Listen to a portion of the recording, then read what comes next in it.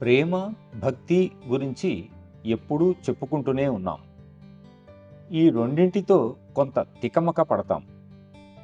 కానీ బాబూజీ భక్తి, ప్రేమ రెండు వేరువేరని స్పష్టంగా చెప్పారు.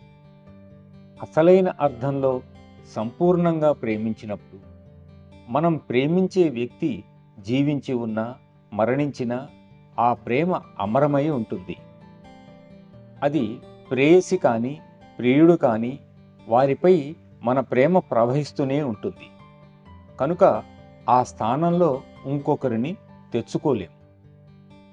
ఇదే అసలైన నైతిక ప్రవర్తన. భక్తి అనేది విద్యుక్త ధర్మం. అది లోపరహితంగా ఉండాలి. నేను గురుదేవులకు విధేయుడును అంటే వారు నాకు అప్పగించిన పని అతి శ్రద్ధగా, తప్పులు లేకుండా చేయడమే పరిపూర్ణమైన విధేయత. నేను ఈ పని చేయడానికి ఇష్టపూర్వకంగా నా అంతట నేను ఒప్పుకున్నాను.